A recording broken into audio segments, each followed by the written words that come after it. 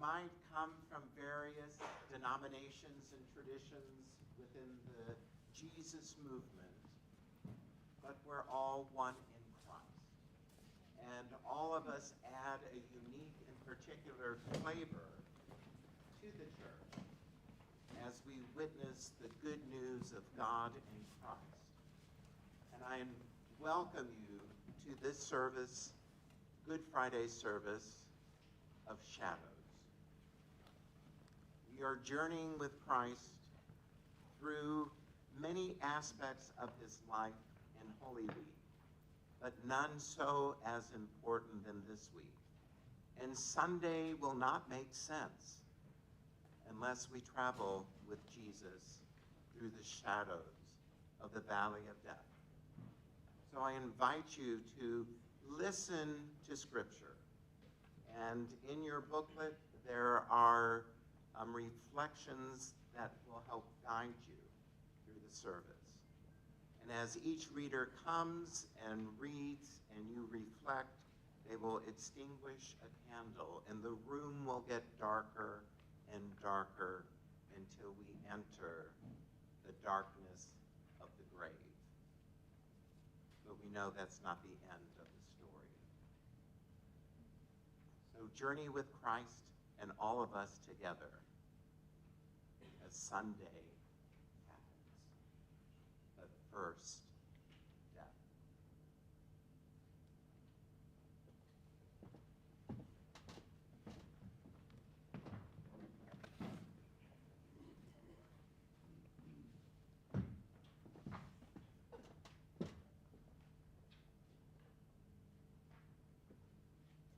The shadow of betrayal.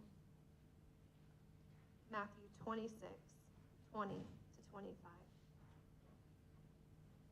When it was evening, he took his place with the 12 disciples. And while they were eating, he said, "Truly I tell you, one of you will betray me." And they became greatly distressed and began to say to him, one after another, "Surely not I, Lord." He answered, "The one who has dipped his hand into the bowl with me will betray me. The Son of Man goes as it is written of him, but woe to that one by whom the Son of Man is betrayed. It would have been better for that one not to have been born." Judas, who betrayed him, said, "Surely not I, Rabbi." He replied, "You have said so."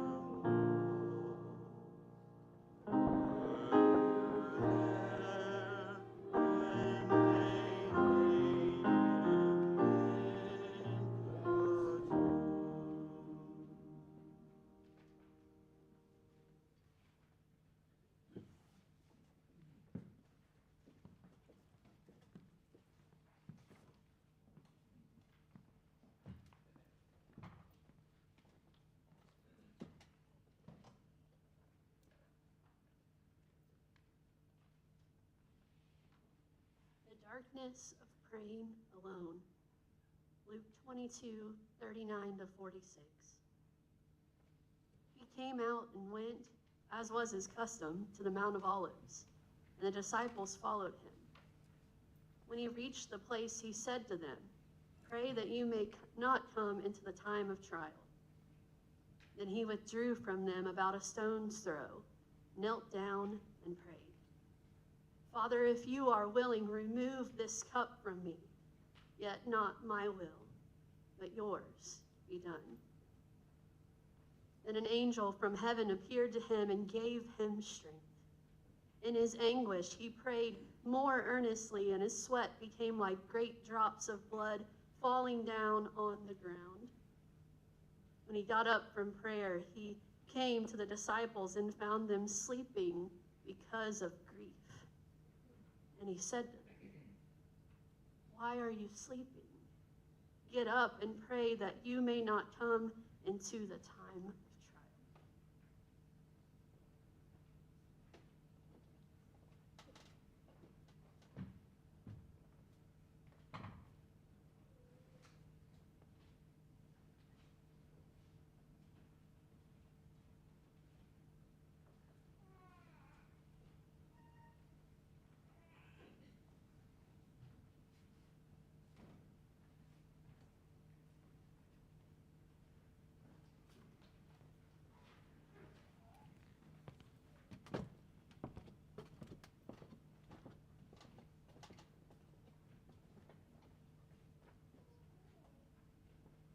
The shadow of desertion. Luke 22:54-62. Then seizing him, they led him away and took him into the house of the high priest. Peter followed at a distance. And when some there had kindled a fire in the middle of the courtyard and had sat down together, Peter sat down with them. A servant girl saw him seated there in the firelight. She looked closely at him and said, "This man was with him." But he denied it. "Woman, I don't know him," he said. A little later, someone else saw him and said, "You are also one of them." "Man, I am not," Peter replied. About an hour later, another asserted, "Certainly this fellow was with him, for he is a Galilean." Peter replied, "Man, I don't know what you're talking about." Just as he was speaking, the rooster crowed. The Lord turned and looked straight at Peter. Then Peter remembered the word the Lord had spoken to him. "Before the rooster crows today, you will disown me 3 times." And he went outside and wept bitterly.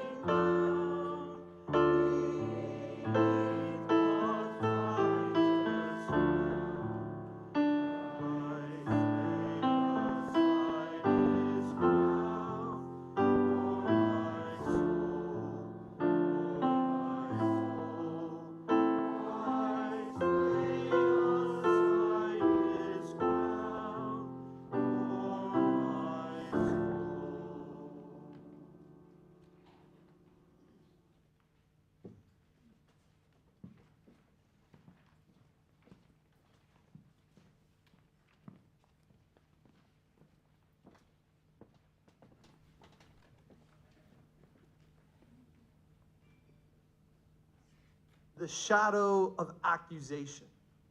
Luke 22:66 through 23:12, and Matthew 27:22 through 25. At daybreak, the elders of the people assembled, including the leading priests and teachers of religious law. Jesus was led before this high council, and they said, "Tell us, are you the Messiah?" But he replied, "If I tell you, you won't believe me. And if I ask you a question, you won't answer. But from now on, the Son of Man will be seated in the place of power at God's right hand." They all shouted, "So you are claiming to be the Son of God?" And he replied, "You say that I am." "Why do we need other witnesses?" they said. "We ourselves have heard him say it." Then the entire council took Jesus to Pilate, the Roman governor. They began to state their case. "This man has been leading our people astray and telling them not to pay their taxes to the Roman government, and by claiming he is the Messiah, a king." So Pilate asked him, "Are you the king of the Jews?" Jesus replied, "You have said it." Pilate turned to the leading priests, to the crowd, and said, "I find nothing wrong with this man." Then they became insistent. "But he is causing riots and by his teaching wherever he goes, all over Judea from Galilee to Jerusalem." "Oh, is he a Galilean?" Pilate asked.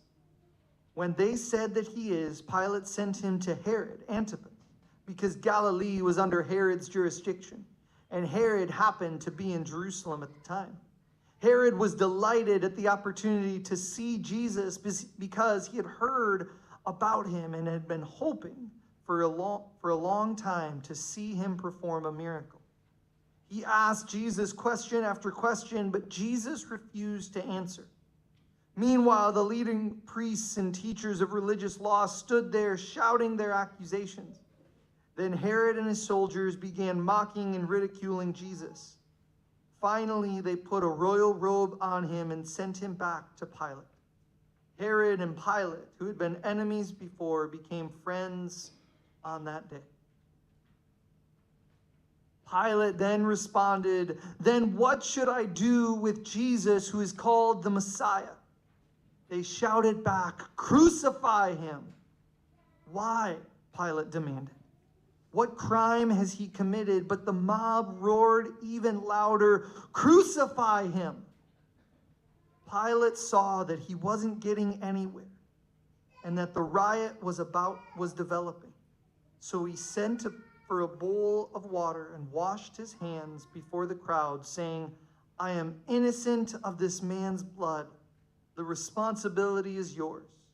And all the people yelled back, "We will take responsibility for his death, we and our children."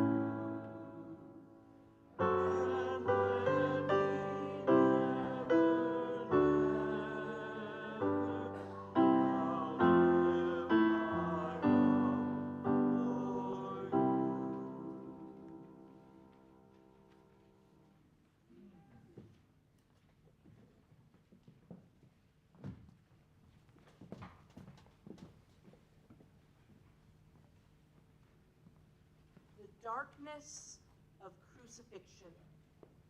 Matthew 27:27 through 38. Then the governor's soldiers took Jesus into the praetorium and gathered the whole company of soldiers around him. They stripped him and put a scarlet robe on him, and then twisted together a crown of thorns and set it on his head. They put a staff in his right hand. Then they knelt in front of him and mocked him. "Hail, King of the Jews," they said. They spit on him and took the staff and struck him on the head again and again. After they had mocked him, they took off the robe and put his own clothes on him. Then they led him away to crucify him. As they were going out, they met a man from Cyrene named Simon, and they forced him to carry the cross. They came to a place called Golgotha, which means the place of the skull. There they offered Jesus wine to drink mixed with gall, but after tasting it, he refused to drink it. When they had crucified him, they divided up his clothes by casting lots, and sitting down, they kept watch over him there. Above his head, they placed the written charge against him: "This is Jesus, King of the Jews." And 2 rebels were crucified with him, one on his right and one on his left.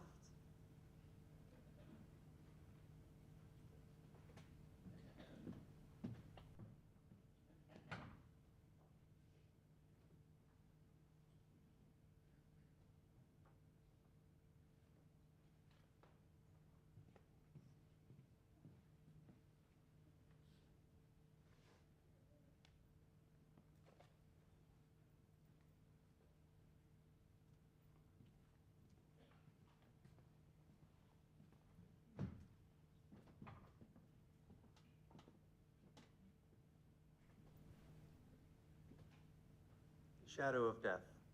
Luke 23:44 through 49. It was about noon, and darkness came over the whole land until 3 in the afternoon, while the sun's light failed, and the curtain of the temple was torn in 2.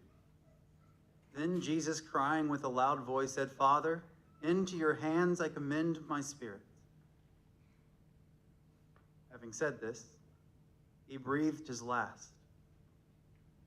When the centurion saw what had taken place, he praised God and said, "Certainly, this man was innocent." And when all the crowds who had gathered there for this spectacle saw what had taken place, they returned home beating their breasts. But all his acquaintances, including the women who had followed him from Galilee, stood at a distance, watching these things.